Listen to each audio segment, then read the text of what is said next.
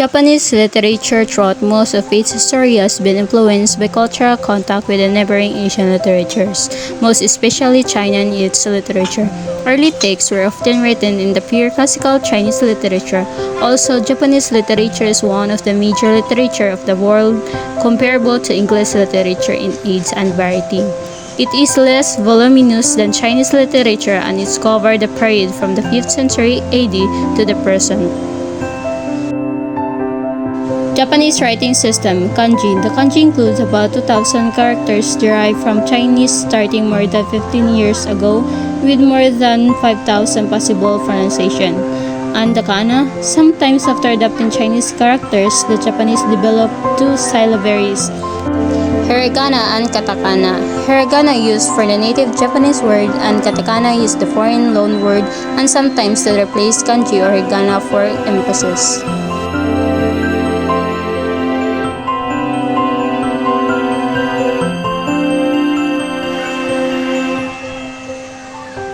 Ancient literature.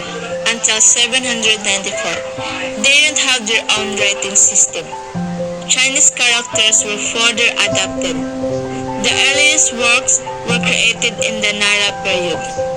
Fuziki, Nihonshoki, Manjushu, Urashima Taro has been identified as the earliest example of a story involving time travel.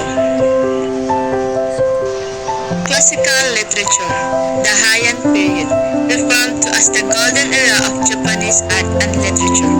Manjushu, collection of myriad leaves, the oldest collection of Japanese poetry collected in the year 800. Jinji Monogatari, the tale of Jinji, written by court lady named Murasaki Shikibu, is considered the preeminent masterpiece of Heian fiction and the first example of a work of fiction in the form of a novel. Medieval literature in 1185 to 1603.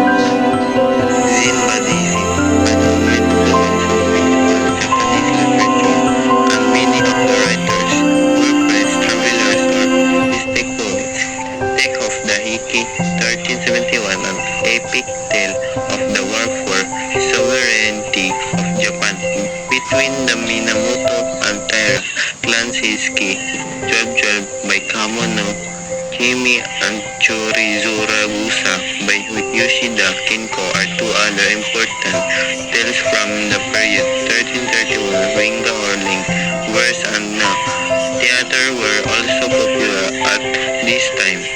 Modern literature in 1868 to 1945. Romanticism brought in by Morl-Ugal with his anthology of translated poems in 1889.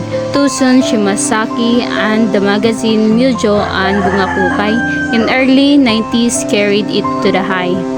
Morl-Ugal wrote some modern novels including The Girl Dancings in 1890 and Wild Guess in 1911.